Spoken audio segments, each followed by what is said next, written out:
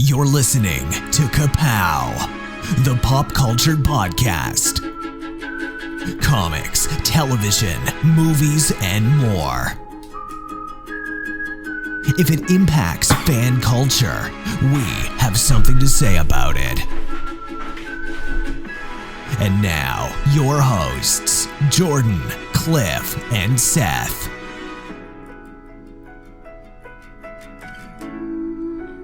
Hello to you out there, and welcome back. My name is Jordan Lowe. Cliff Barnes. I'm Seth. Yeah, we couldn't fit everything into our last episode, guys, so we had to split into two. Instead of going for 2.5 hours, we thought we would... We'll spare you. Yeah. So, I was going to follow up on Force Friday here real quick. Oh, okay. Going to do some movie stuff this episode, but did anyone go check anything out other than me?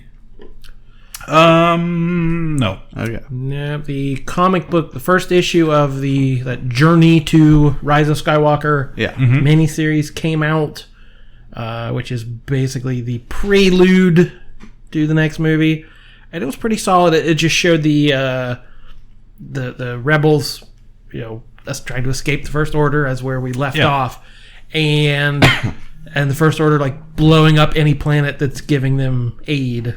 So there's a very neutral planet known throughout the galaxy for not taking sides, and they're like, yeah, screw it, we're blowing it up. Sorry. And it ends with them saying, we need to correct an oversight. And they go to Mon Calamari to basically address Admiral Akbar's death. Yeah, well, that was kind of because that was a criticism to... They said, hey, he died. Yeah, so a known character...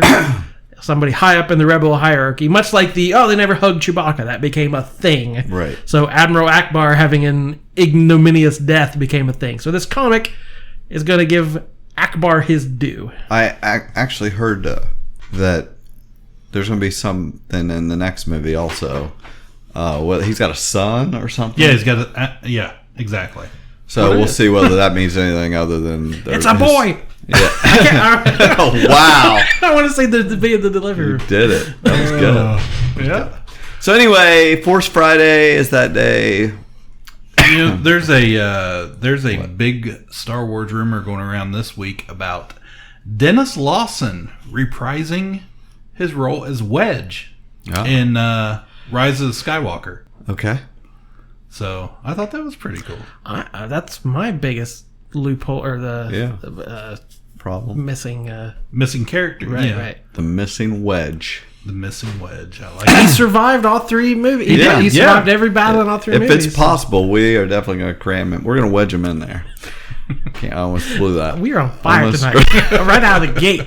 Okay, so as we said before, Force Friday is it's the Friday they drop all this merch to... And you put a bunch of pictures on Facebook. No, I just sent them to you guys. Oh, you didn't put them on our page? Nope. Oh. You should probably do that. I probably should have. But too late now. But anyway, it was Triple Force Friday, so they were dropping stuff, toys and stuff for... That's going to hurt their value if you drop them. Yeah.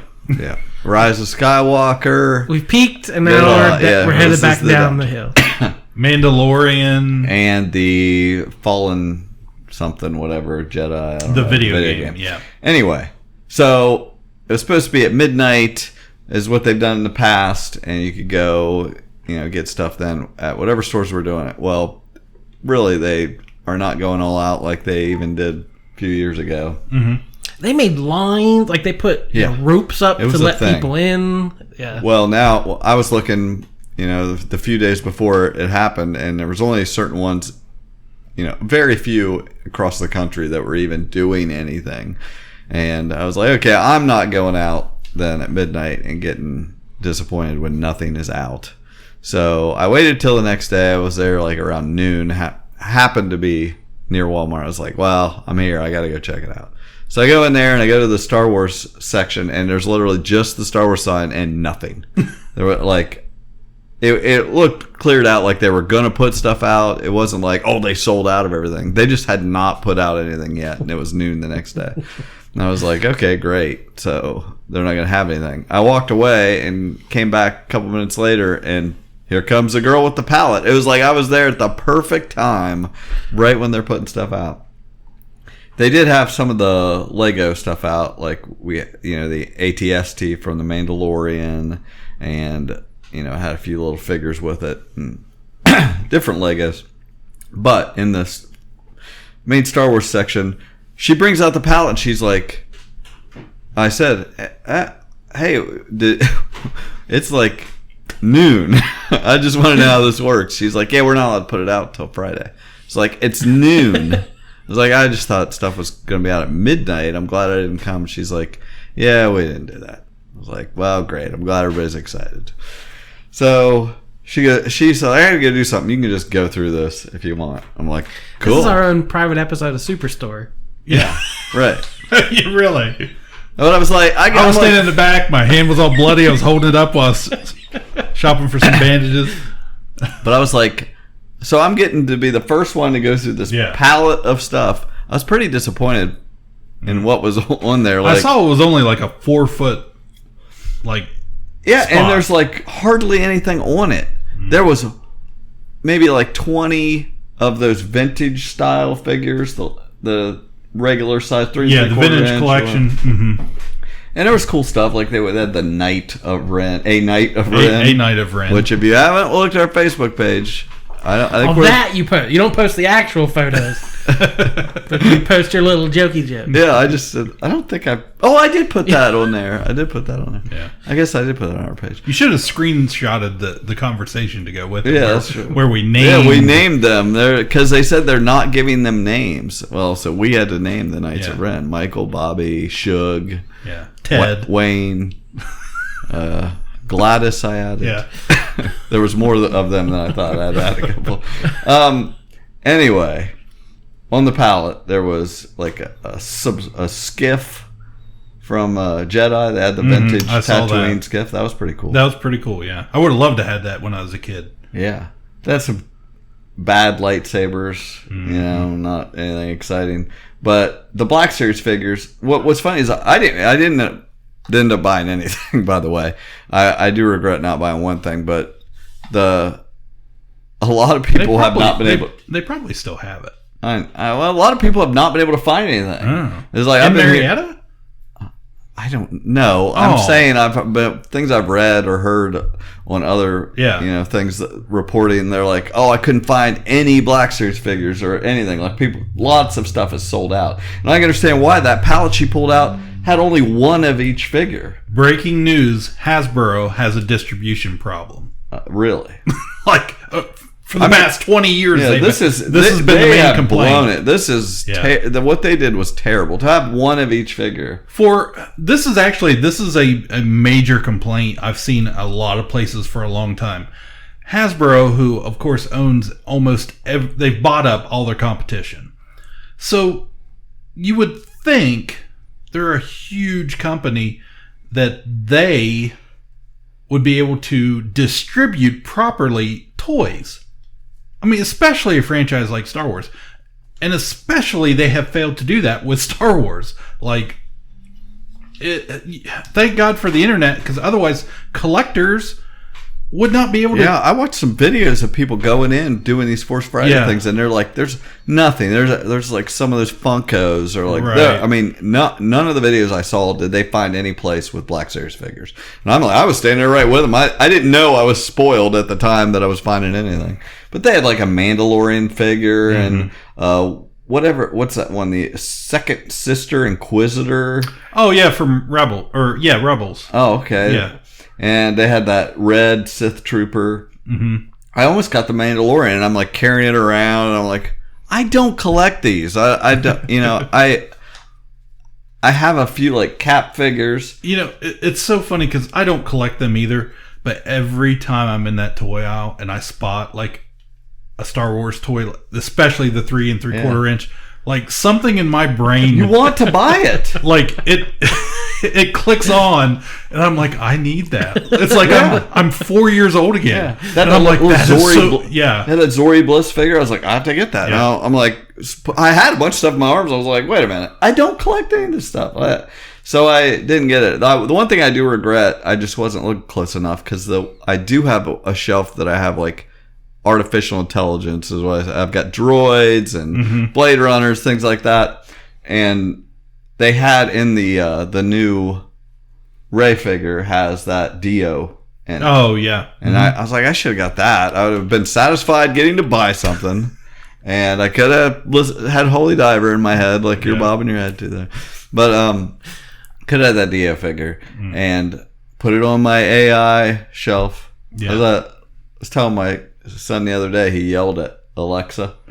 He's like, shut up, when she said something. I was like, could you not do that? I was like, I'm sorry, Alexa. It's like, don't listen to him. He's like, what are you doing? I was like, listen. Wait till it's Samuel L. Jackson's voice and he's going to yell back. Yeah, I was like, listen, they are going to be in charge someday.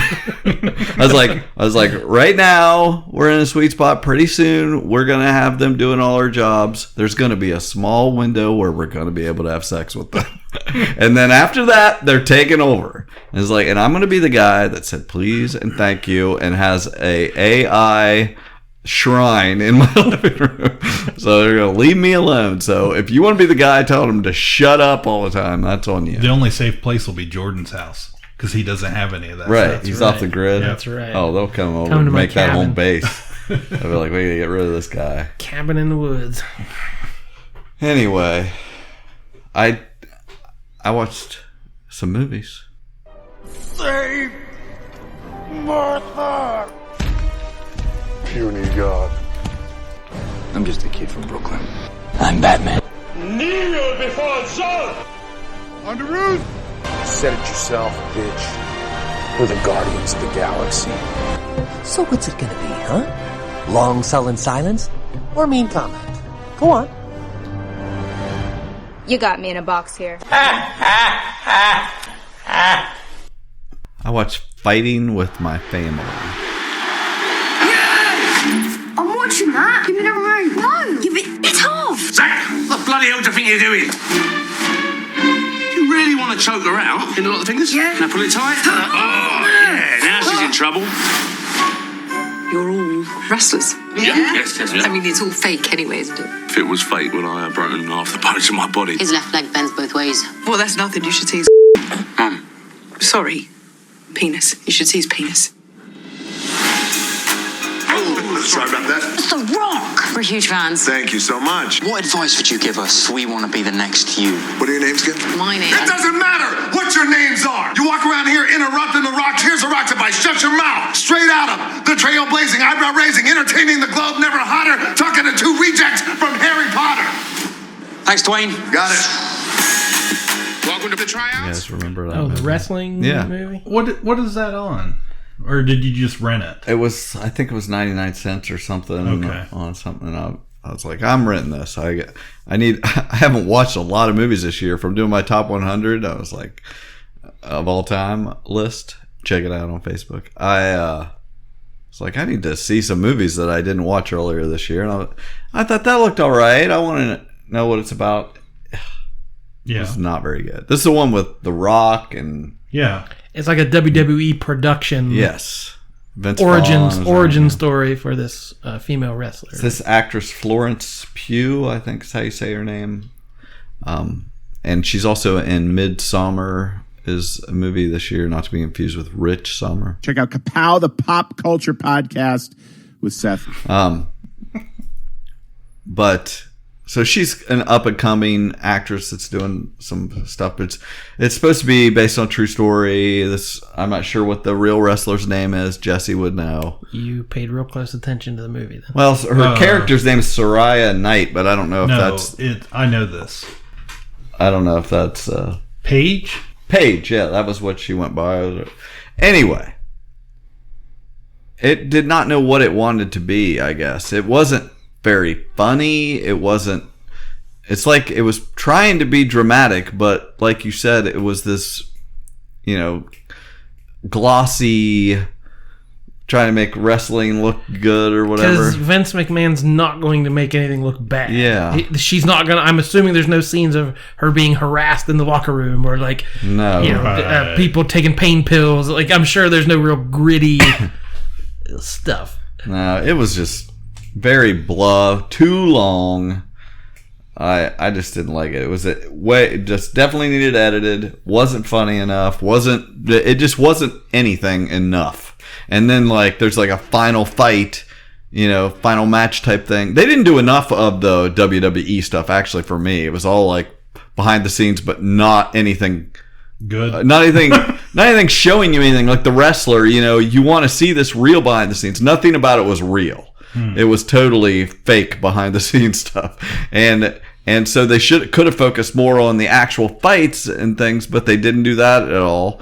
It was just not good. And then the final fight is like they almost act like it's real, like she's really going in there to have a real fight and nobody knows the outcome ahead of time. I was like, who are you kidding? It was not good. Well, the trailers feature The Rock pretty heavily, but I was assuming he's not hardly in it at all. A minute, right? Yeah, he has like a couple scenes. But we did get that trailer just dropped today as we were filming for Jungle Cruise. Yeah, I haven't watched it. Wow! I saw it on the way here. I watched it specifically because I assumed. Let me that we would have to know something about. Yeah, let me pull it up real quick. Well, I've only seen one screenshot of it, and he's got a dumb little skipper hat on. And it looks terrible. I want him to hit Emily Blunt with the hat. That just looks terrible to me. Looks like The Mummy 8. I don't know what the look of the actual attraction is, but it looked to me like Katharine Hepburn and African Queen. It looks very African Queen to me, which the original attraction Bogey wears that little hat. It was meant to, first of all, I believe Walt wanted actual real animals on the thing.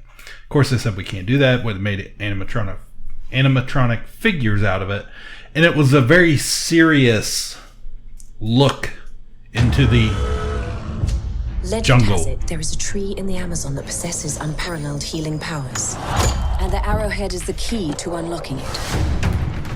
Stop her! Hello. Just wanted you to know this has been mislabeled.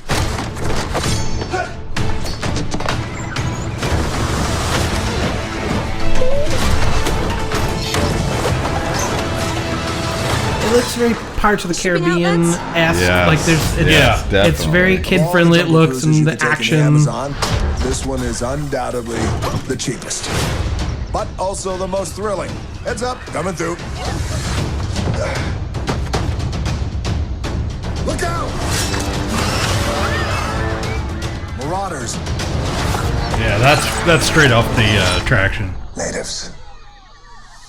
And of course, they have to kind of modernize a little bit. That these aren't native savages; they're actually working with the guy as part of the attraction. The backside of water. It's the eighth wonder of the world.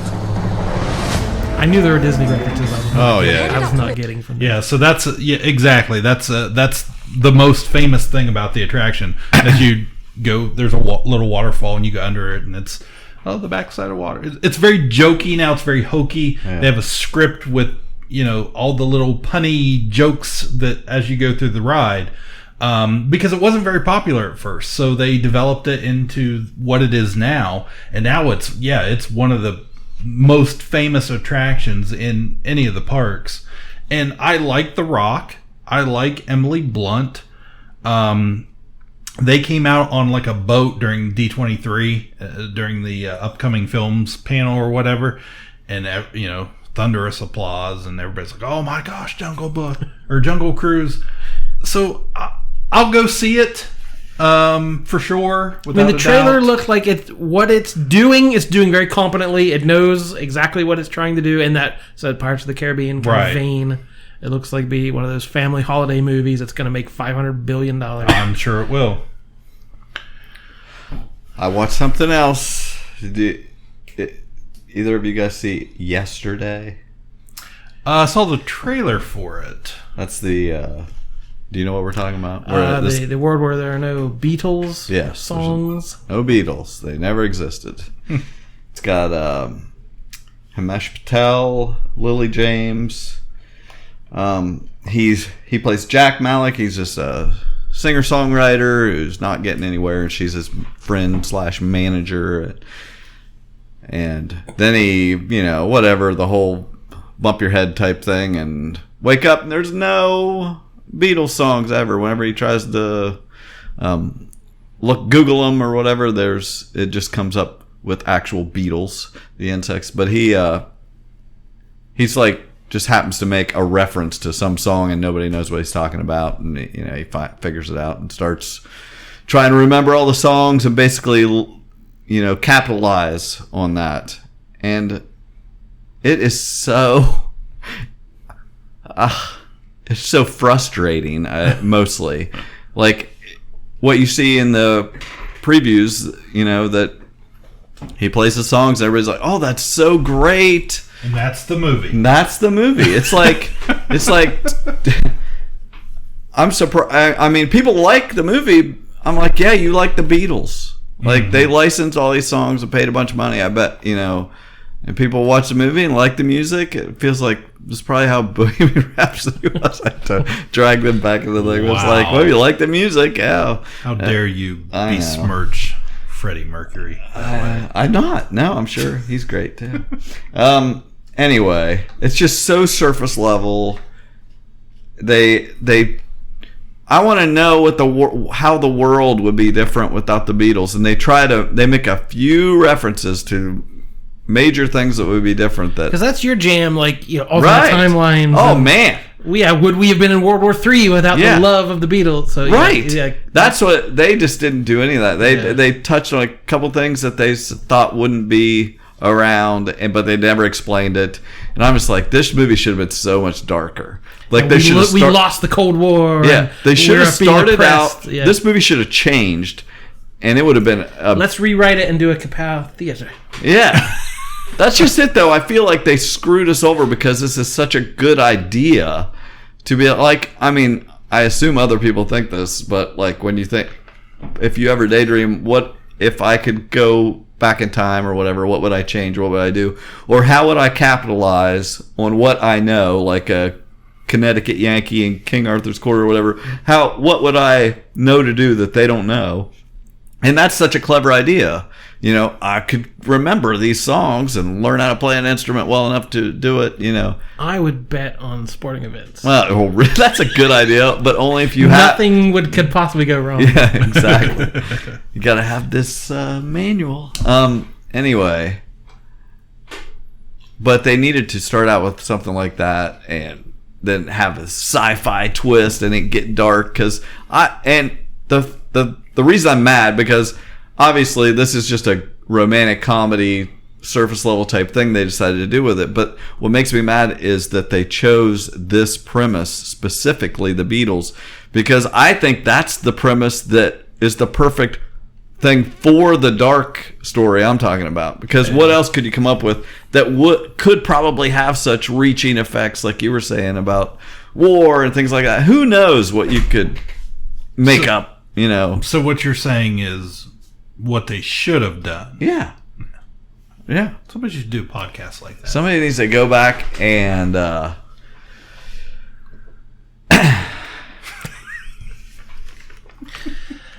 turning the page. I watched a movie that you recommended. Whatever. I watched the movie that you recommended. I think it was your list from last year. Widows? You have no idea, do you? Or did you choose not to know? Your husband stole $2 million from me. This is about my life. This is about my life. And because it's about my life, it now becomes about yours.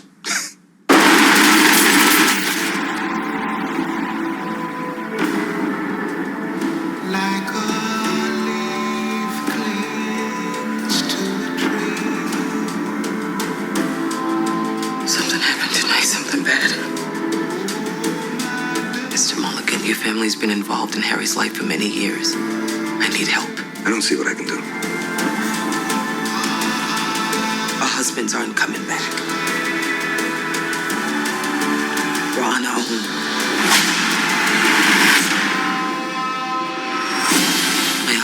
me the plans for his next job. All I need is a crew to pull it off. Why should we trust you anyway? Because I'm the only one standing between you and a bullet in your head. What I've learned from men like your late husband and my father is that you reap what you sow. Let's hope so. Yeah. It's on HBO right now. It was. You have HBO? Oh, really? Can. Oh. Yeah. Potentially. Yeah. That's how I was watching Gemstones. Yeah. But I mean, the idea seemed neat. It's a whole crew of thieves are killed, leaving their wives. You know, like there's still a debt to be paid, so the wives have to kind of figure out, you know, how far in were they with this. And it was an excellent kind of heist movie, crime movie, and it had some extra drama. There was a little bit of like every social issue jammed into it as well, which was I thought maybe just pick one to focus on, but we put every ill society is facing right now was also who's in this? It's Viola Davis, Liam Neeson, Colin Farrell.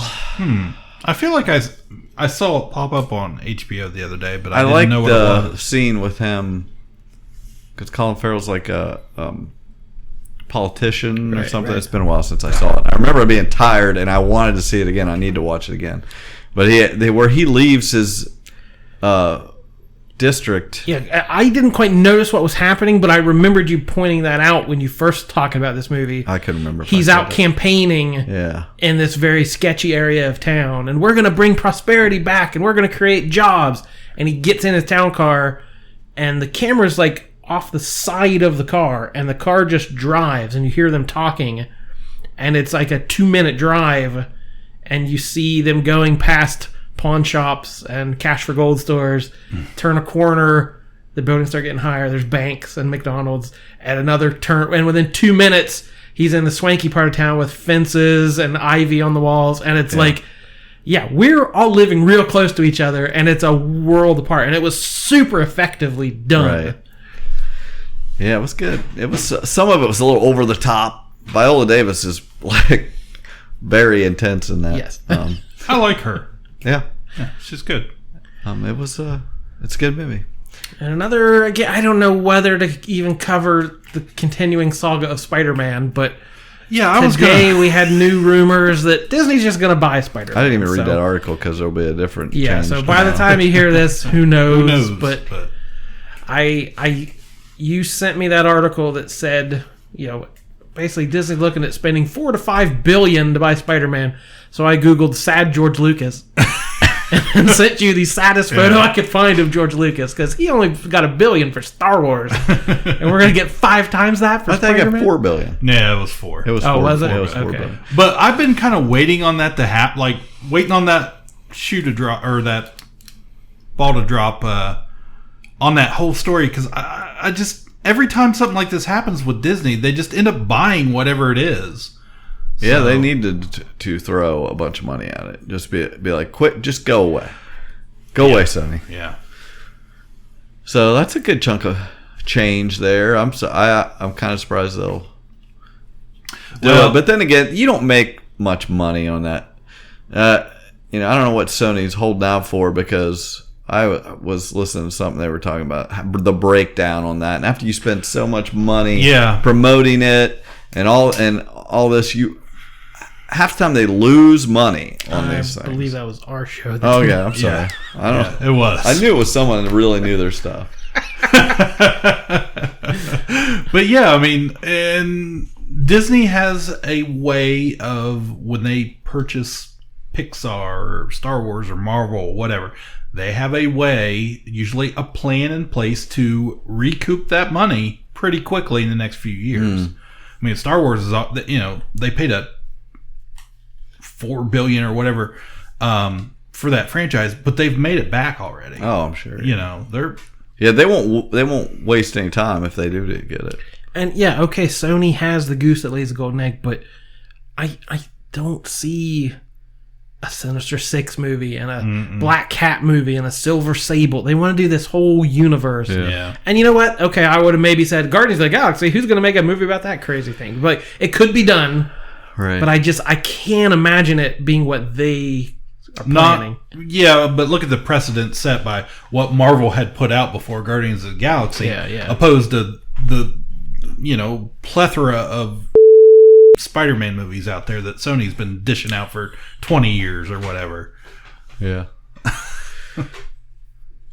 All right. One job forever? Look, I have one job on this lousy ship. It's stupid, but I'm gonna do it, okay? You tossers! You had one job to do! So we did something a little different with this one job, something we've never done before. We're not talking an actor or a creator or a writer. We're talking a character. Yeah, so if you didn't get enough Joaquin Phoenix Joker talk last week with one job, you're going to get more Joker talk this week. Right, because Joker is the news of the day. It's all anybody's talking about. So we wanted to try to figure out, Joker's 80 years old. He's been around forever. So there have been a lot of incarnations through TV, movies, comics, video games. He's been everything. And we thought, playing cards, yeah. Bath toys, deodorant. That's right.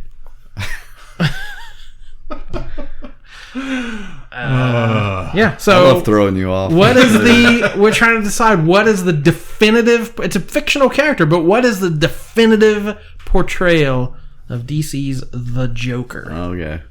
It's a good thing you said DC, because I was like, really? It's playing cards is probably the biggest. So what, do we have choices? Or? Well, if you want to go actors. Yeah. So we had Cesar Romero. Right. Back in that 60s. Was my first. Oh, how delicious it is! The Joker outwits Batman and steals the fabulous jewel collection right out from under his nose!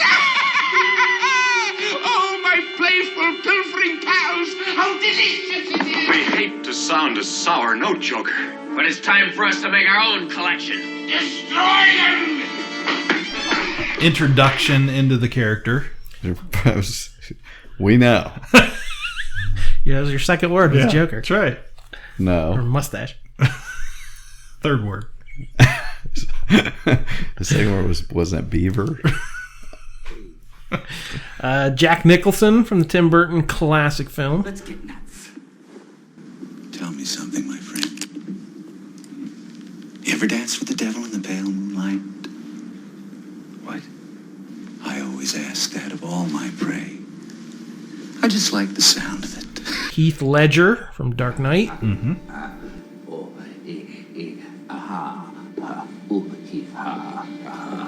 I thought my jokes were bad. Give me one reason why I shouldn't have my boy here pull your head off. How about a magic trick? I'm gonna make this pencil disappear.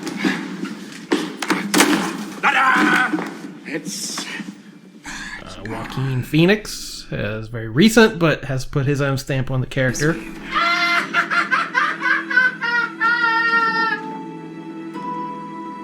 This is the last time we'll be meeting. You don't listen, do you? You just ask the same questions every week. How's your job? Are you having any negative thoughts?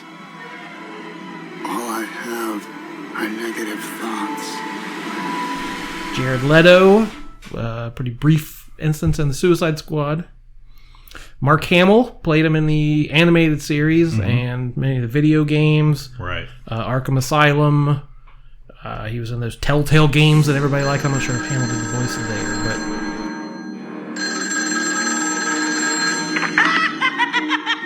Boy, did you get a wrong number. Leave your message at the sound of the shriek. No, please, don't! So yeah, lots of video games. He was in video games going back to the old Sega, right? Batman games. And any comic book you can think of. The Killing Joke, Mad Love, Arkham Asylum, Death in the Family, Dark Knight Returns, to some more modern ones like Endgame, Gotham Central had an amazing arc. He's been in a million Legends of the Dark Knight or Detective Comics or single issues like The Laughing Fish or The Joker's 5-Way Revenge or any of these classic things. So, yeah, he's got 80 years of history in comics, almost as many in live action and animation and video games. So, it's a tough choice. I've not made up my mind yet. So okay. I need to kind of be swayed here. So we need to let people know too. Also, yeah. Oh, okay. In abundance, that we put up a poll on our patron only Facebook page. Hey, we have a patron only Facebook page. We should mention that. And we let the patrons vote. Right. And I think everybody voted. It was unanimous. For Heath Ledger. Heath Ledger in The Dark Knight. So we have said patrons get an official vote. Yeah. I don't know how we weight it. We haven't figured out the math on that yet, but patrons get a say. We'll see. So Ledger, we're already leaning toward Ledger. Yeah. Well, that was my first thought immediately was like, well, that's kind of as far as movie, that was kind of what I would leave. But I mean, do you remember when that movie came out? Like, it's going to be the same way this Halloween. Like, Dwight on The Office dressed as Heath Ledger. Kevin did. Like, everybody. It was Creed dressed. So, it was just, he was everywhere. But it wasn't just for that Halloween. It was like for the next 5 Halloweens. Still, it's as far as being part of culture and seeing GIFs online and, still being the thing people reference when they talk about Joker. He and won an Oscar for the part. So now I would never have guessed like we're gonna review Joker after this just a little bit, talk about it for a few minutes, but I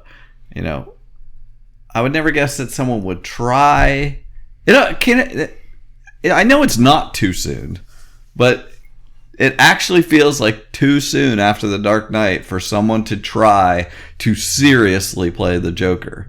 Whatever Jared Leto was doing, nobody was like, oh no, he's going to try to be Heath Ledger. Outshine us all. We're like, nobody thought that for a second. But when you heard Joaquin Phoenix was going to play the Joker, you're like, oh my gosh, is he really going to do that after what Heath Ledger did? Is he going to attempt that? Oh my goodness.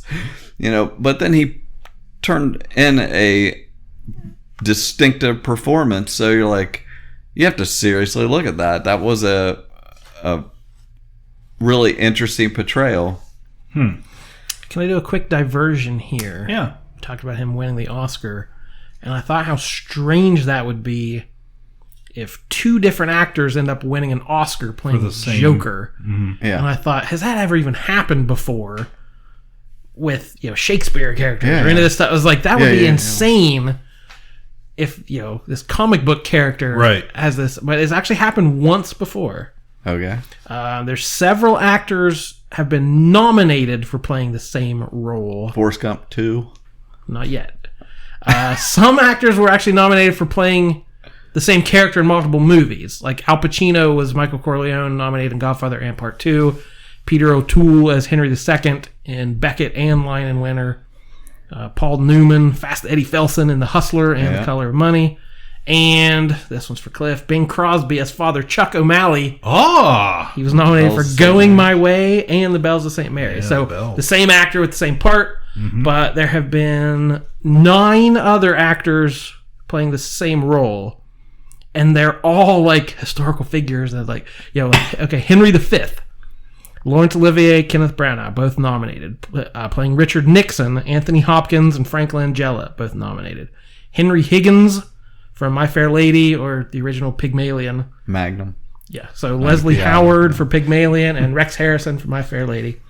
Queen Elizabeth I, Cate Blanchett was nominated for Elizabeth, Judi Dench for Shakespeare in Love. Henry VIII, Charles Laughton, and Richard Burton were both nominated. The character in A Star Is Born has had 3 nominations. Right, yeah. Oh, yeah. Janet Gaynor for the original, Judy Garland for the remake, and Lady Gaga for the remake of the remake of the remake.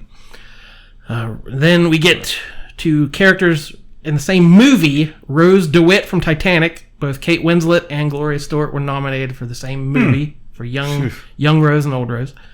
And Iris Murdoch in the movie Iris. Kate Winslet was young Iris. Judi Dench was old Iris.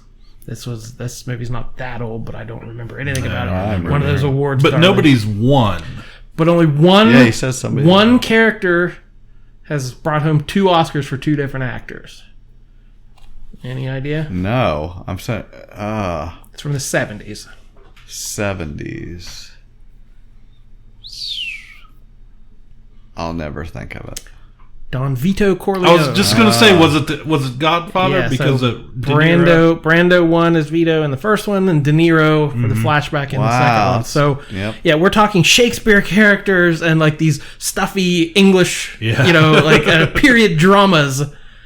Yeah, and then The Godfather is the most acclaimed movie of all time, and then we're gonna have the Joker. So he has a very real chance to win the Oscar this year. I think he will.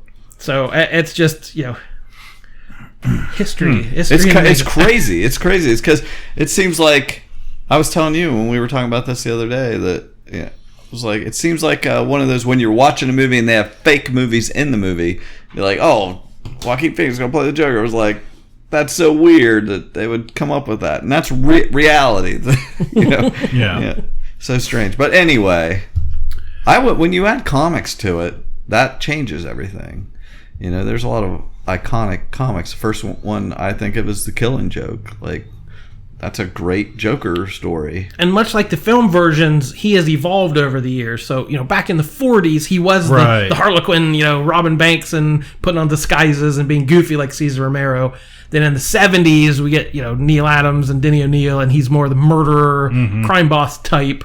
And then as further we've gone, he's become a true psychopath. And, and they still play him differently today, just depending on who's writing him and what his motivations are. So, yeah, I want to pick a comic, but some of these performances have done as much as anything on the comic page. Yeah. So, yeah, that's, like you said, and now DC's done this thing where there's like, they've acknowledged there are maybe different Jokers. They've still never paid that off, but they've still left that hanging that there are 3 Jokers and 3 different personalities. So, yeah, I remember talking about old Disney stories. One year I saw MGM Studios. They used to have Star of the Day when the studios were first opened, first year or two, and we were down there one time and saw Cesar Romero.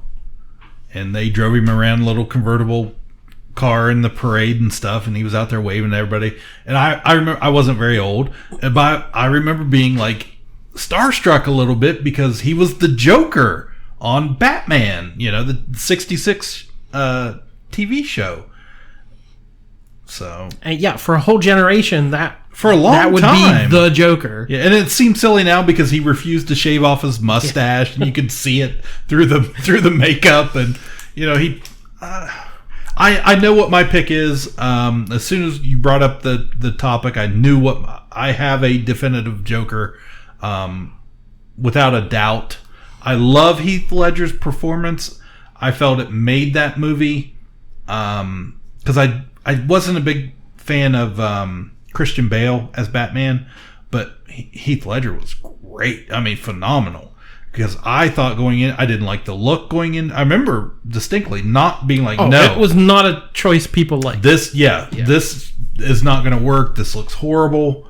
And then coming out and going, oh my gosh, this is the best Joker and yet. He's following up Jack Nicholson, who put his own very definitive spin on it. Right. Who, 20 years after Cesar Romero, that was the Joker people remembered, and he 89. turned him into kind of a killer. But he was listening to he Prince was in the mob, yeah. Maybe we should include Prince. And his, he did the Bat Dance. Yeah, the old MTV video. So, what are you thinking, Jordan? Are you going comic book? I said, you're talking about Killing Joke. That's the definitive origin story of the struggling comedian.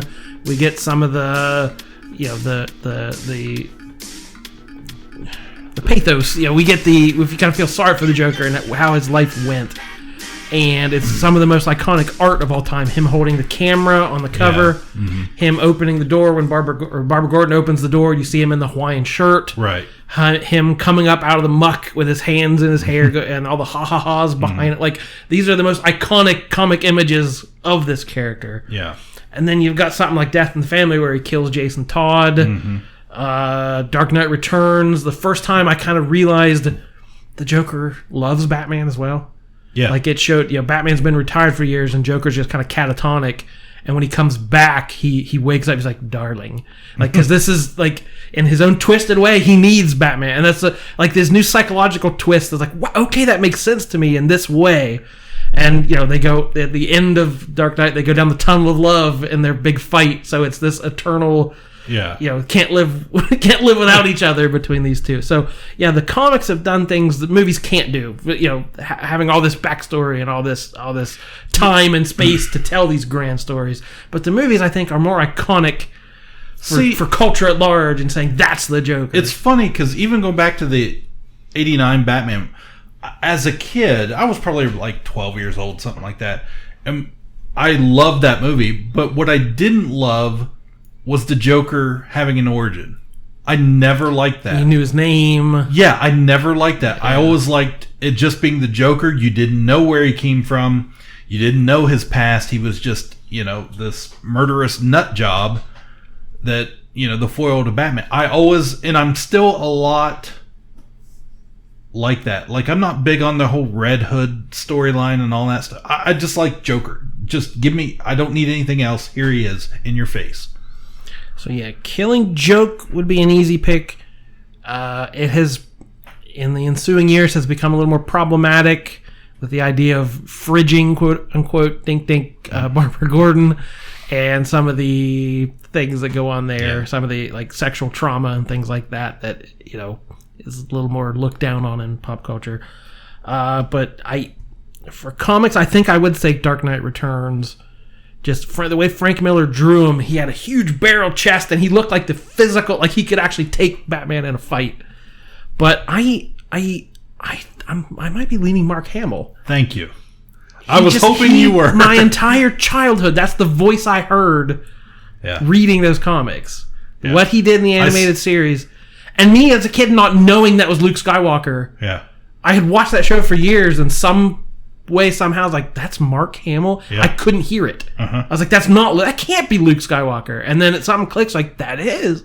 What a turn he made on that character. It is my definitive Joker. It's Mark Hamill, whether it be Batman the Animated Series, even when he reprised the role into the Cartoon Network, Justice League Unlimited, Batman Beyond. Yes, all of that.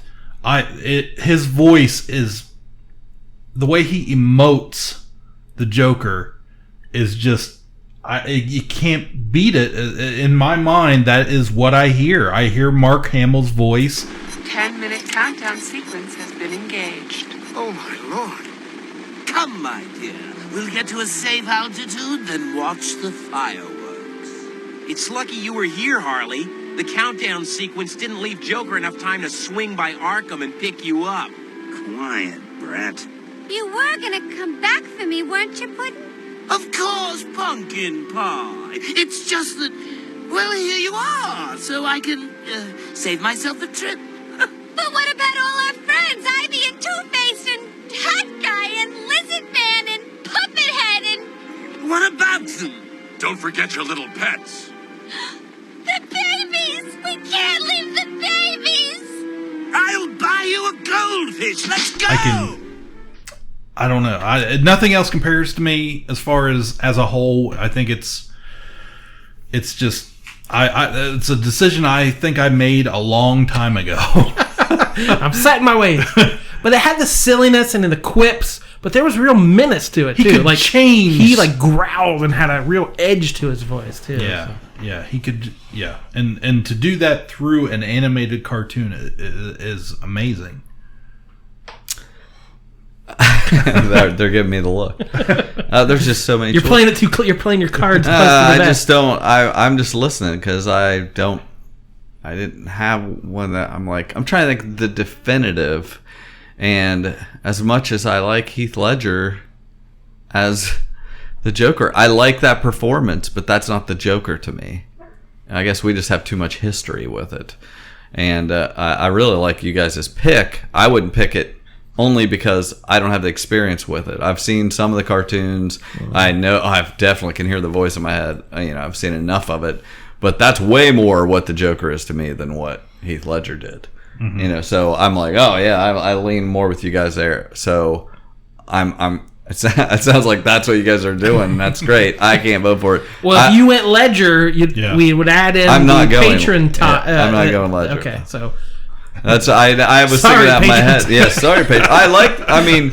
I would have said, hey, well, we're definitely with them voting, we're going to end up there, depending on what you guys did. But I could very easily say Heath Ledger because that's still my favorite comic book movie of all time. Yeah, it's still so good, and the way they played him and his politics, and he wants to watch the world burn. Like, people still reference that line, and the way he played the mob against each other. And do I look like I have a plan like that? I really like that. Yeah.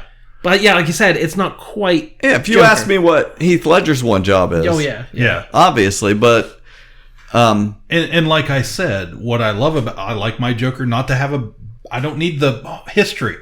So that was the story. He keeps retelling his origin story, and it's different every time. I like that. My pick, and I know the problems with it and the origin story and everything, but my Joker is the Killing Joke Joker. I like that. I like that story. I like him in it. Written by Alan Moore. Yeah. Art by Brian Bollard. It's funny. This reminds me of a joke. See, there were two guys locked in a lunatic asylum. And one night they decided they didn't like that anymore. They decided to escape. So they made it up to the roof, and there, just across this narrow gap, they see rooftops stretching across town, stretching to freedom. Now, the first guy, he jumps right across, no problem. But his friend, oh, no way. He's afraid of falling. So the first guy, he has an idea. He says, hey, I got this flashlight with me. I'll shine it across the gap between the buildings, and you can walk across the beam and join me. But the second guy says, what do you think I am, crazy? You just turn it off when I'm halfway across. Oh, excuse me.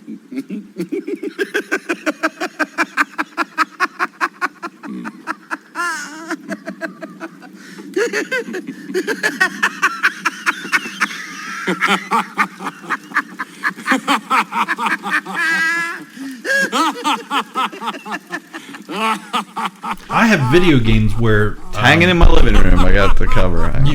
We have like where you can change the outfit on a character or whatever. We have games where you can change him into the Killing Joke. He's got the hat and the Hawaiian shirt on. Yeah, the Hawaiian shirt. Yeah. That's iconic Joker to me, man. I've got a hero click of the Joker with the Hawaiian shirt on. Oh, see, I'd like to have that. But yeah, I like that story. I always think of that's my Joker holding the camera up, and so that's my vote. I know it won't win, but I'm just going on the record. Yeah, I really like you guys' pick though, because that's that Joker too. Like that's the type of Which Mark Hamill came back for the animated Killing Joke, and did that as well. Yeah, the fact that they, like you said in the video games, they keep bringing him back because there's nobody better at it, at that, that voice of Joker.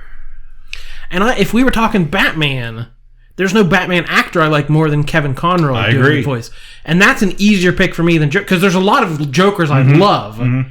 Batman is usually like, I tolerate it. He was pretty good. Christian Bale is not the reason I watch those movies. No. So, the Joker is a more difficult pick than even Batman would be. Right. And I still think I have to go Mark Hamill. All right. So that's nice try, patrons. Well, thanks for voting and for having a voice. Yeah, I think that we'll have to give they as a collective, patrons have one vote. So whatever the majority is of the patrons' vote when we do these, they are one of the 4 votes on here. And we'll see when that causes a problem when it's 2 against 2. But right now, they weighed as one vote, I weighed as one vote, and you guys collectively picked Mark Hamill. So, and if you're a patron and you vote in any of these polls, please leave a comment below. Don't just pick one, but tell us why. And we're not sure. Convince us. Was it an easy choice for them? Because we put the poll up and the votes came in pretty quick. Yeah, so immediately. Was it an easy choice or Did you even think about it? I'm scolding them. I'm just kidding. I'm sure you did. And that's a great choice. The customer is always right. Yeah. All right. So we did it. Yeah. Mark Hamill. It's in the books. And the annals of Ka-Pow history and all that. I didn't say it. And all that jazz. And then you're going to put in some sweet Mark Hamill audio. Yes. Right there. What's the matter, Batman? No witty comeback. No threat. Then I will provide the narration. I'll begin with how I peeled back the layers of the boy's mind. Though he bravely tried to fight it at first. You would have been proud to see him so strong. But all too soon, the serums and the shocks took their toll. And the dear lad began to share such secrets with me. Secrets that are mine alone to know. Bruce.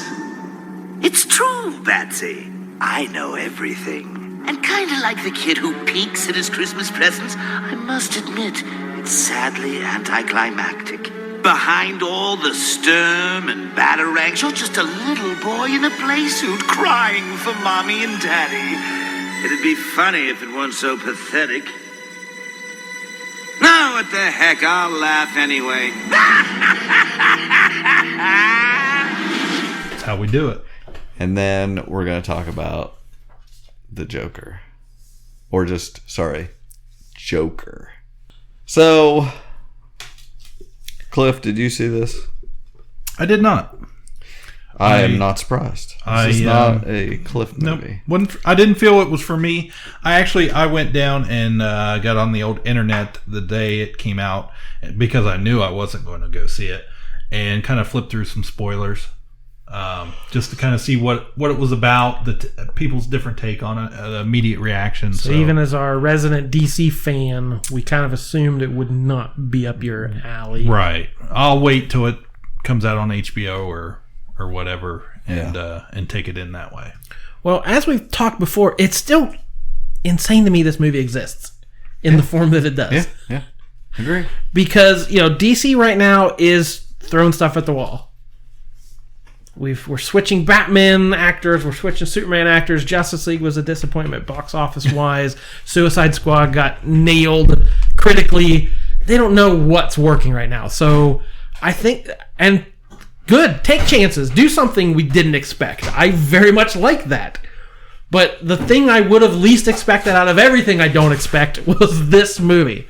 An R-rated 70s style crime drama about a guy with mental health issues and the misery that is his life.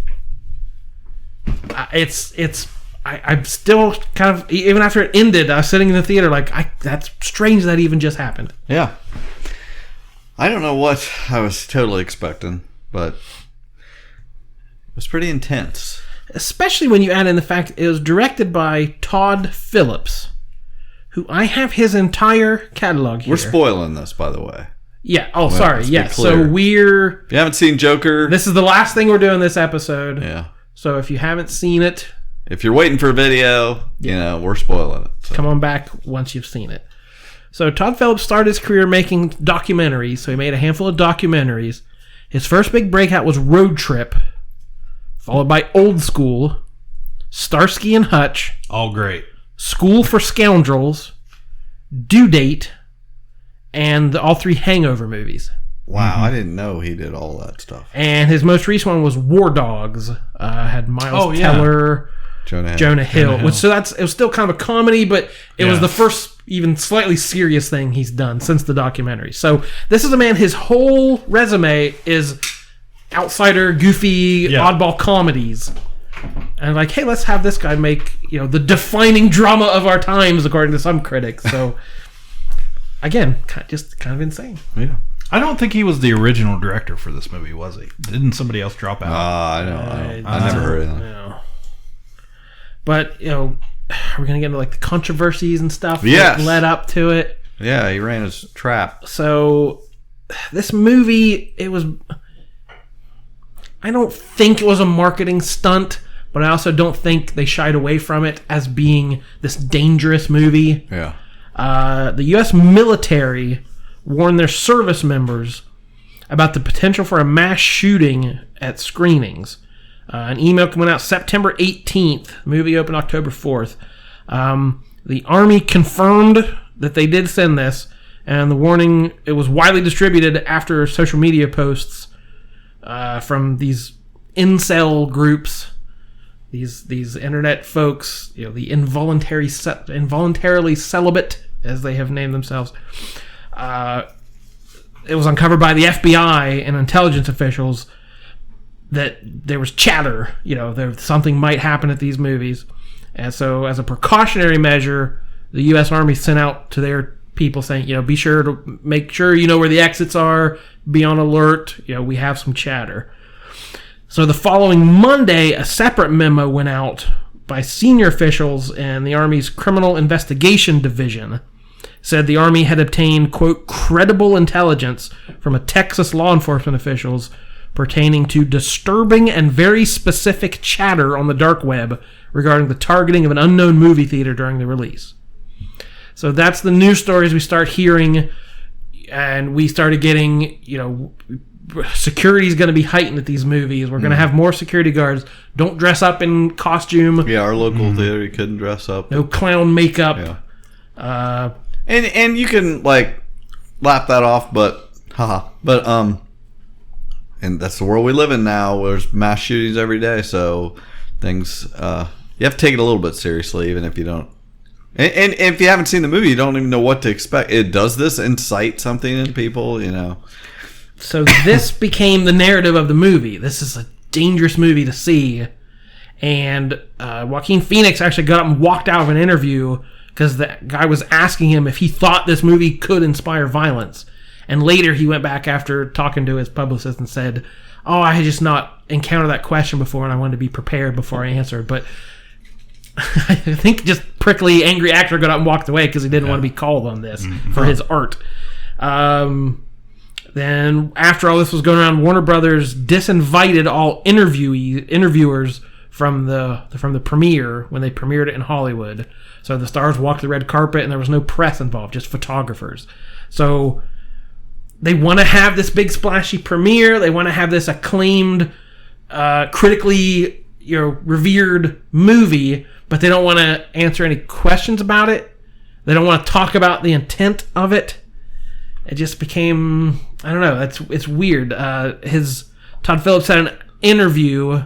This is the one that got most people annoyed, talking about how outrage is a commodity nowadays and blaming the far left and is no different than the far right, and this woke culture has ruined comedy. So I wrote his quote down. It's basically word for word. I deleted some of the profanity, but it's basically what he said was, quote... See, you prove his point by deleting the profanity. Yeah, so... Yes, the director of Hangover 3 said, quote, "Go try to be funny nowadays with this woke culture. There were articles written about why comedies don't work anymore. I'll tell you why, because all the funny guys are like, I don't want to offend you. It's hard to argue with 30 million people on Twitter. You just can't do it, right? So you just go, I'm out. I'm out. And you know what? With all my comedies, I think that what comedies in general all have in common is they're irreverent. So I go, how do I do something irreverent, but not comedy?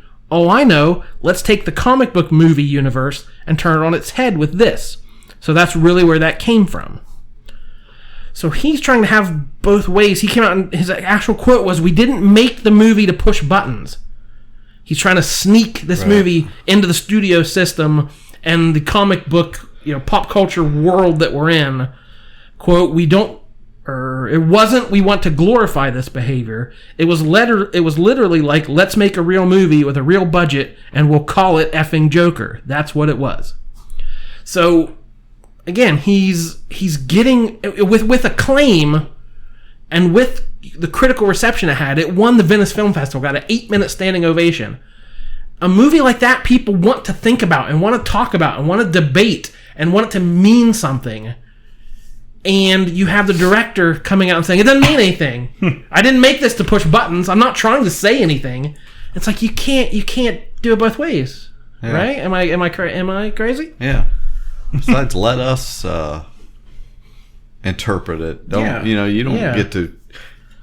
Most directors don't say anything. Try to explain it to you. However you interpret it, that's what it is. I also find him completely wrong that you can't make funny comedies anymore. Like Taika Waititi. Yeah. Insert drop.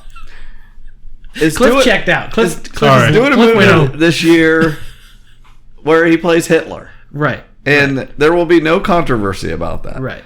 And so, again, if you punch up and not down, you can do whatever you want. Don't just be a jerk to be a jerk and think that's funny. And it's cool now, it's in vogue. Oh, the Hangover movies are so problematic now. But I never really liked them because it was that. It was a bunch of guys being mean to each other or mean to everyone around them. And it's like they didn't learn any lessons or have redeeming qualities, which you don't have to. They're whatever, I don't have a problem with any of those movies. It's just like, but it's like, don't. But we kind of moved on as a culture. Yeah. That just having a couple bros broing out, that's not enough to get everyone laughing. There wouldn't be as big a thing right now. That things have evolved somewhat, but don't say you can't do something. It's like you just can't be mean for mean's sake. That's the main problem. But the movie, after all this controversy, had a $95 million opening weekend. Oh, yeah. And as we're recording, just past $350 million worldwide, and still climbing. It's barely. We're recording barely a week later. Had the highest October opening in history, topping Venom, which opened at $80.3 million. So this didn't keep people home. The word of mouth strong. The interest in these movies is still strong. I haven't heard any stories about people taking their kids and. I have. Oh, have you? Yep. Yeah, I've seen it a few times last week where people complaining about people, ridiculous parents going. There's something wrong with people. An hour into the movie, going and complaining that people. I know it's true because there's I work with a bunch of girls and some of them have kids and I worry about that. I'll say, hey, I saw this, don't take your kid. Oh, I wouldn't. Yeah, but there's all these split families and things. Well, his dad will or his grandma will or da. I was like, what? You're the parent, why don't you tell them no, because this may not bother us. We have our brains are developed, but this could mess up their brain. They don't need to see this. And to be fair, go to your room, Carly. That's right. Not everyone pays as close of attention as we do to this stuff. If you just saw the corner of your eye, oh, there's some Joker movie. It's another superhero movie. I get you not maybe getting what this is. That's what it is. Well, we watched the Spider-Man movie. Right. He loves that. Let's go. They don't know the difference. But none of the trailers, none of the commercials, none of the posters make it look like he's a fun, colorful to Gary Glitter, Rock and Roll Part 2. He's so edgy. Problematic there. Todd's an edgy guy. Yeah. That kind of made me do a double take in the theater, but. Well, let's talk about the movie. I went and saw it maybe the next day after it came out, I think. There was a couple other people in there. Now, I wasn't at the first showing, so you said it made a bunch of money, so people are watching it. Mm-hmm.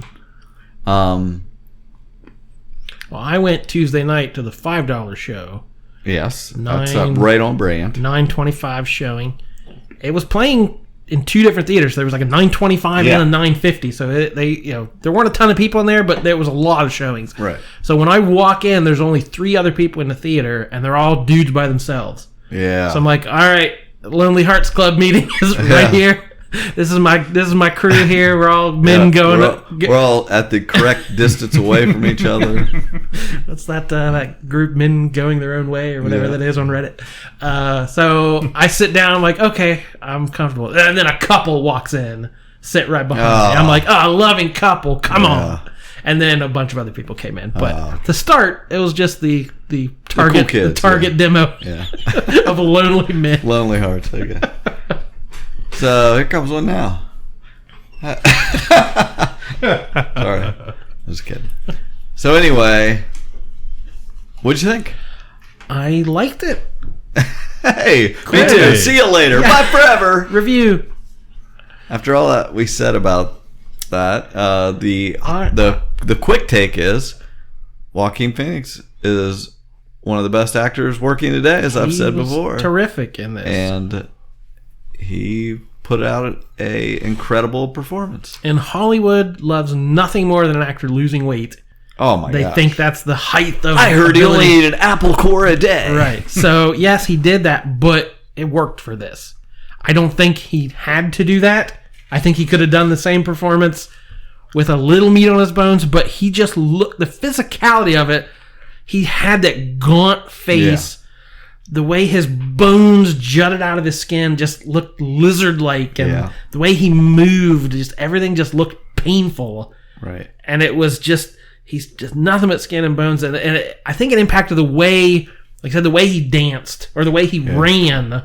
Oh, that was amazing. Everything we just did that. off. We just did that one job, and I didn't go movies because I don't think he or Heath Ledger's performance is my iconic Joker, as we discussed, but as far as performance, this is right up there with Ledger. Face it, this is an incredible performance. Because Ledger famously, he did licking the lips and flicking the knives, and like he had a whole process. They were both very method. Yes, but this was a little different. And I think a lot of it has to do with the time that it is in.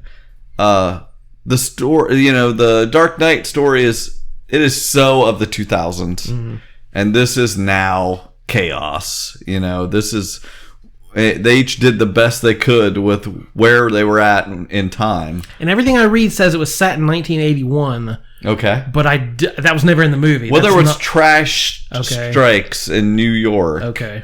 Yeah, they didn't do much to disguise New York as Gotham. It wasn't the Tim Burton gargoyles and stuff. It looked very much New York. Right. What I was disappointed with, when I came in, I was like, I don't want to spoil anything. I'm like, this, saying this or that. There was too much DC lore. I expected it to be Joker and not to be anything else. I didn't think there was going to be any Batman. Like, I was very surprised by that. All the Thomas Wayne stuff, everything. I seriously thought it was just going to be this character, and I would have preferred that. Absolutely. But if you're talking, the 1% and the wealthy elite, who else but the Waynes? We want the Phelps cut. Would have had all that in it. But I think it would have been better without all that. I don't know what would have been left of story. Because that was about all the story we had. Yeah, I didn't want the Fox Gotham version of the origin story where he meets Poison Ivy, and I didn't want that for sure. No. But as it started playing out, I thought that is an interesting take to make the Waynes quote unquote the bad guys. Like, if you're a person on the street, every incarnation we've gotten is Bruce Wayne's a charitable guy. He helps people out. He starts foundations. He works as Batman. Well, to a certain demographic of people in Gotham, the Waynes are part of the problem. And especially in today's climate, the 1% and the 99%, they to someone else, they are the villains. They are the bad guys. And I don't think this movie went that far, but I thought it was an interesting I think it did, maybe by accident. My read of it, I'm like, I feel like it went exactly a reflection of today. And I don't want to give him so much credit that because it didn't mean anything. He said, and introducing having the Waynes, seeing a young Bruce for a minute, which him sliding down the pole on the playground, I liked. I did not even notice that. Yeah. That's funny. Yeah, that's So okay, now Todd Phillips, my new favorite director. That's a pretty cool touch. Yeah. So when I started going into this, I didn't know any of this stuff, but I thought, okay. Then I started worrying it's all going to lead to the origin of Batman. This isn't the origin of Joker. It's going to lead to the parents getting killed, and I worried that Joker he's going to be the Tim Burton. If you ever dance with the devil, does in the it matter? Kind of Either way is stupid. Yeah. So when I saw those pearls, I wanted to kill myself. I was like, I know it's coming, and I mean they had the Mask of Zorro or whatever up there, and Blowout, which I thought was great because have you seen Blowout? No. Okay, John Travolta, early 80s Philadelphia movie, famous July 4th thing, what's his name that did Carlito's Way? Brian De Palma. Carlito's I immediately thought of that too. Carlito's Way. Anyway, he's gonna go far. Carlito's Way. He's a superstar. Carlito's Way. Life is on Carlito's Way.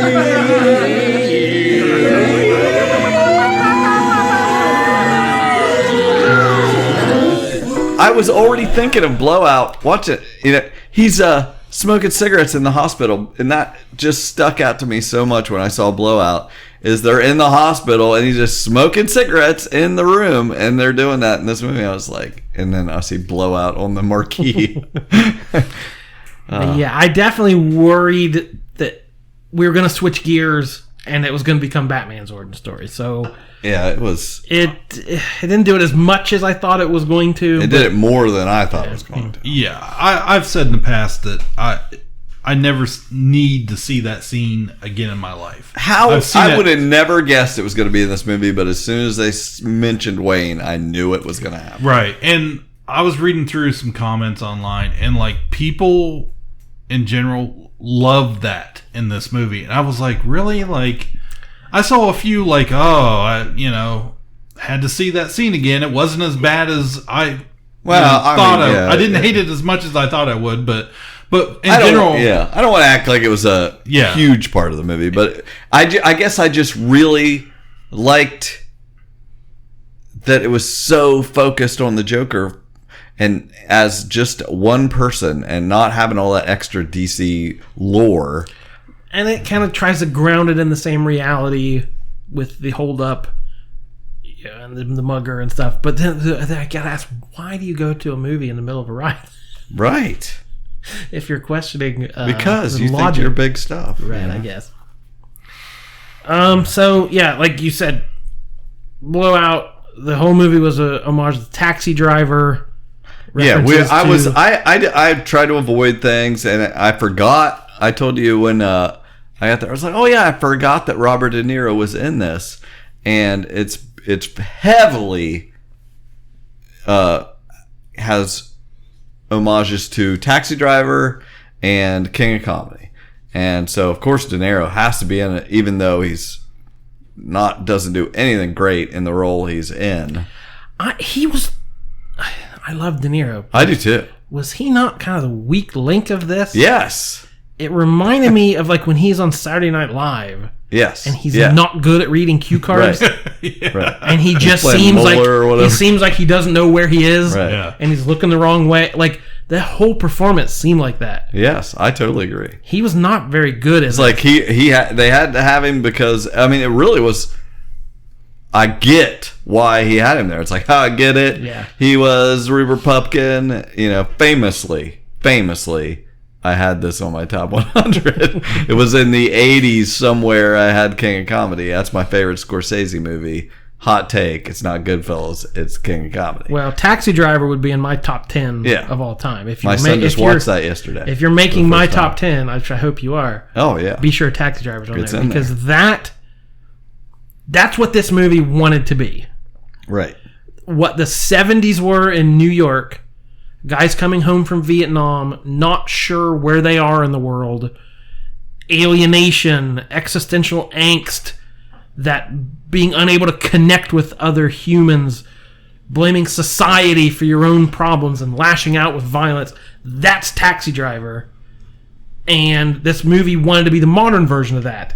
In today's world, we're still facing these issues, but on a bigger scale with the internet and Twitter and incels and all this nonsense that's going on. And it just didn't do what Taxi Driver was able to do.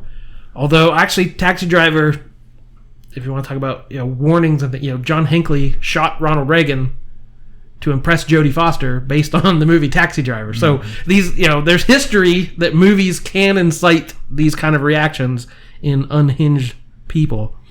But that's where Taxi Driver.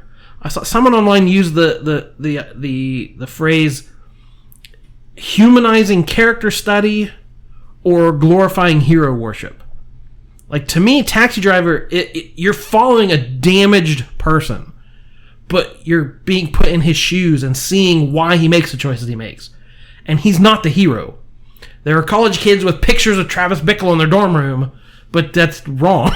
Do not hero worship this guy. Right. So that's my hope with this movie. We're watching the Joker, and we're seeing why he is what he is, and we empathize, but we're not. He's not the hero. He like, what he does is not the right response to this. And I don't know if the movie's able to walk that tightrope. Because by the end, he did it. Violence was the answer. He's coming out of his shell. He's dancing. And that's cool, again, as a character study. But I don't want the Joker to be the hero of my movie. The same way, I don't want to just blatantly say it. We'll get there. Soundtrack's awesome.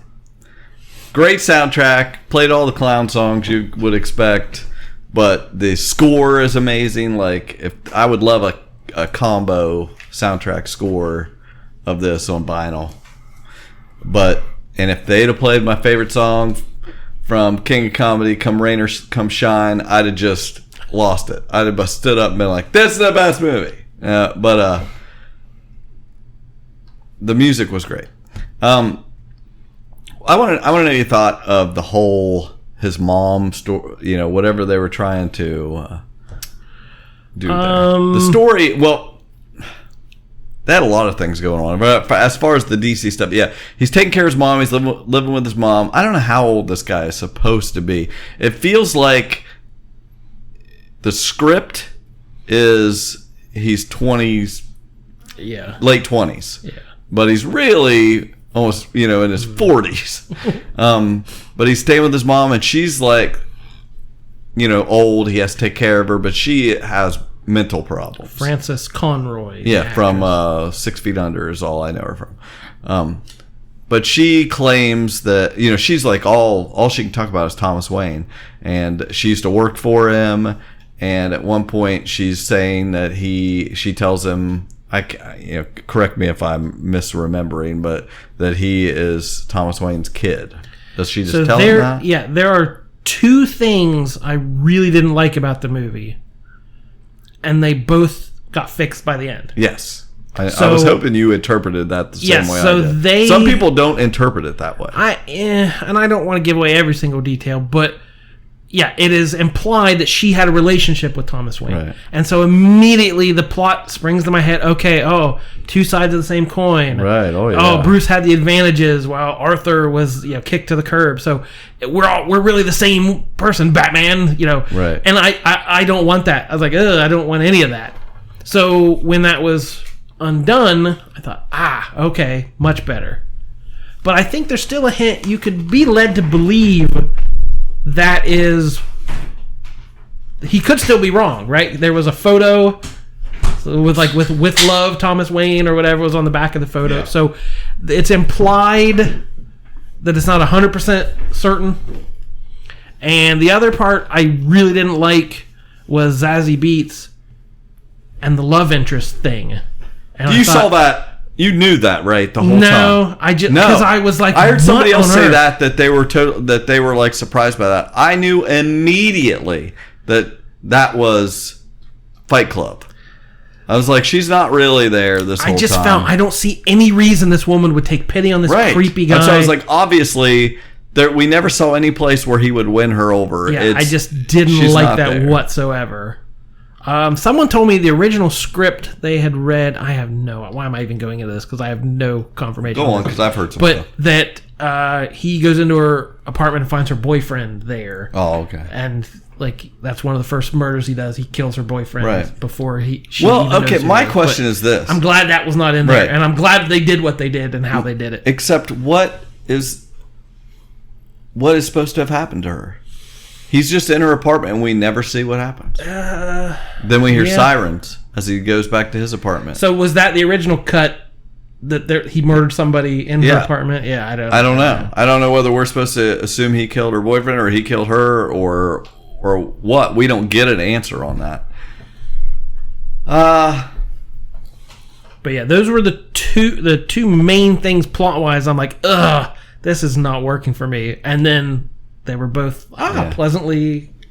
For anyone that has not seen King of Comedy, where we're talking about the similarities there, he watches this late night talk show with Robert De Niro as the host. I don't remember what his name was supposed to be, but that's life, he says at the end of the show. And in King of Comedy, it's Jerry Lewis and Rupert Pupkin is like wants to be on a show as a comedian, and he does these crappy comedy sets in his basement, just like the Joker does in this, and he wants to, he basically kidnaps the guy and forces his way onto the show, and so that is kind of a negative of that movie. Which that first scene was obvious, right? Obviously not happening when he's in the audience of the show, right? So I don't know why I didn't notice it later. Yeah. But that was still a cool scene. I like that. But I was never fooled that it was actually happening. Yeah. Well, you have your good moments.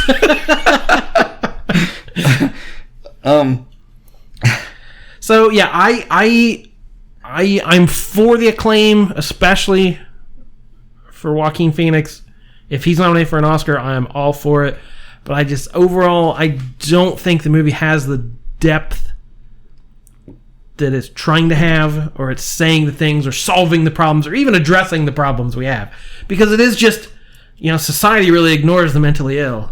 Yeah. Yeah, we all. What else is new? Like, then what? Like, what's the next thing? Tell me something about that. Right. That's what we were so worried beforehand. Like, okay, I'm going to go in here, and all I'd heard is like, oh, this is really going to encourage people to do this violence because the guy didn't get his breaks, and he's beaten down by society. And I was watching this thinking, oh no, he's not. He's freaking crazy. He's mentally ill. He's not.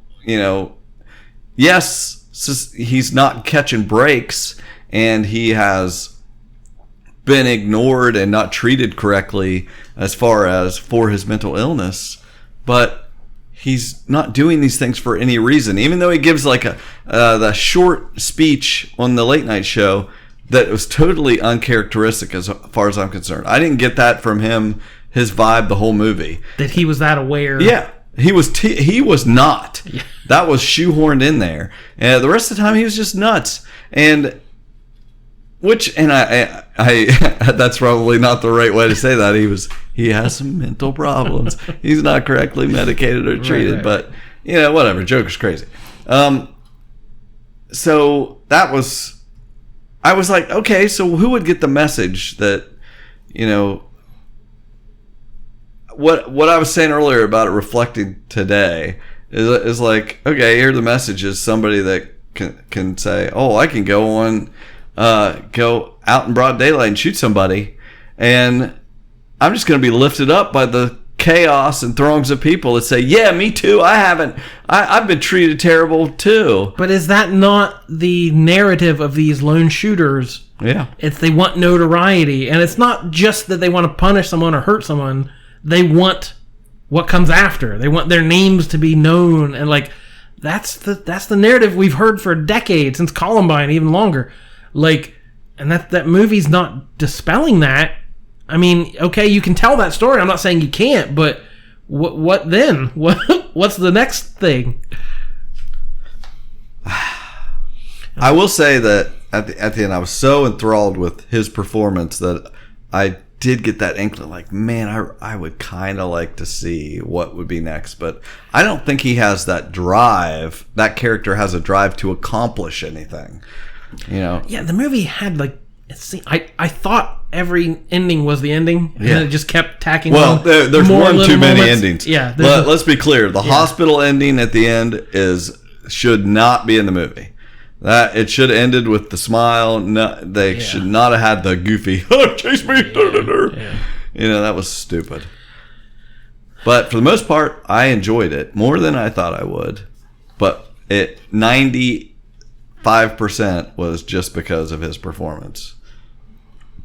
Yeah, the movie hung on his bony shoulders. Oh well, no, trust me. I was saying, like, if you replace him with anyone else, you expose that script so much, it would look like that fake movie within a movie. Yeah. That I was talking about. Yeah. And there were even moments like the first scene before he even talks, he's laughing and choking. Like, it's like, this is going on a little for like. Yeah. I know he's really getting into it. He's really method, but there were moments he was even kind of hamming it up a little bit. Yeah, there was some cringy moments like that. I cringed a little when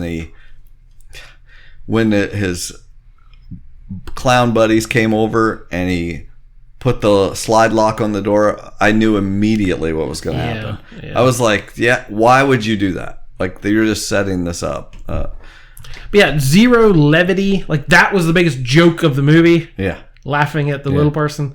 So, like, yeah, there was You can't do that. Yeah, there was nothing to offset the misery and the darkness. I talk about a movie within a movie. The favorite shot in the movie was the very end. They're on the studio, and you see a shot as if you're watching it on TV. That was cool. Kind of staticky. Yeah, I was like, I wanted to see that whole scene like that.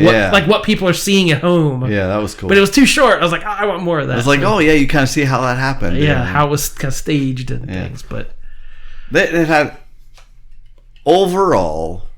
I'm glad they did it. It was worth seeing. I would recommend it if you want to see a great performance. I mean, that guy is good.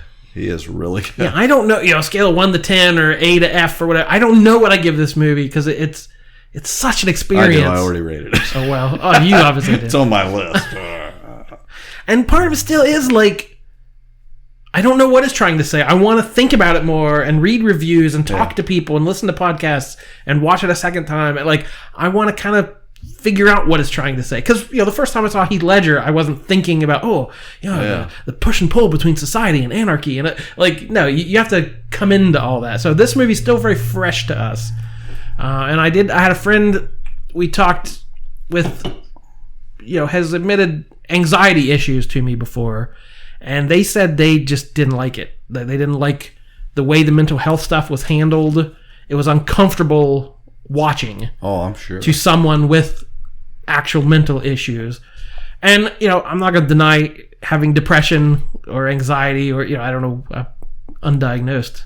So I can't say exactly what I have. But there's something going on at times that I have felt whatever those feelings. It is, whatever the gosh. I don't know what I'm thinking of. What am I thinking of? I don't know. The enzyme. How's that? Whatever the enzyme is that it keeps you from getting depressed. It's pumping in me. I no matter what's going on, I'm just like, yeah, let's live it up. I feel sorry for everybody that's got a problem. I'm happy in misery. I was like, yeah, this is great. But the important part is it's not only is it what did I say? undiagnosed. Yeah. It's also untreated, so I've got that going. Oh, see. So those go together. I'm not doing anything to better myself, let's say. But no, like, I can see those issues personally. Not to those degrees, obviously. Right. But and it is kind of painful to see, like, society doesn't care. No. And it's hard, we talk about, gun violence. It's a mental health problem. Okay, well, what are we doing about it? We're still kind of stigmatizing these issues. And, does a movie like this help? Or does it hurt? Like, are people going to go home and think, yeah, we really should fund mental health treatments because the world needs it? Or are they going to say, oh, crazy's going to crazy? I don't know what the I have an opinion. I heard so much about people saying, "Oh no," and people that had seen it, and they were like, "Oh no, people are going to get the wrong idea, and they're going to go out and shoot people and da da da." And I was like, I don't think that at all. First off, if I'm going to say that video games don't make people go kill people, then I have to agree with that on all art. Yes. Art doesn't make you do things. If you have a problem that, I guess what I'm saying, yes, you may get that idea from that, but you already have a problem. It has something to do with the way your brain works. That's your problem, not the art, how you interpret it. Yeah, the art is something you can fixate on and kind of steer you in a direction, but it's certainly not the cause. Right. I would never, going back to the 50s and juvenile delinquency, we blame comic books, rap music, Marilyn Manson, video games. Like, it's not the Joker's fault. Right. It's not the Joker's fault. Not the Joker's fault, is the bottom line. And the other thing I would say is just the fact that they had the awkward discussion of mental health in this, I feel like shines a little bit of a light on it. So it's better than nothing as far as bringing attention to it. So the discussion itself is worth something. And I do agree, like, it may not have been made to push buttons, but this movie does. It talks about violence and talks about society's, push and pull between economic factors and the city and what the haves have and what the have-nots don't. And it's hopefully people are having these discussions. So that's what all art should be striving for, I would think.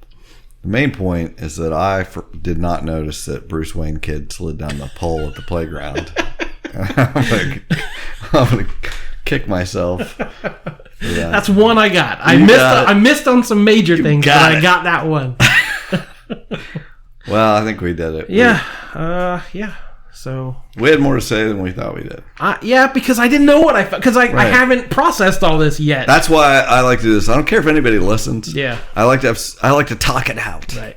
So yeah, we hope you enjoyed the film, or if you had a completely different takeaway, let us know. Yeah. We've solved nothing tonight. Right. We have no answers for you. We're not inking up our stamp here to just boom. We have the solution. So I'm sure people are still thinking about this movie and talking about it. So let us know what you thought. Hit us up on Facebook. Patrons can join our secret Facebook group. Man.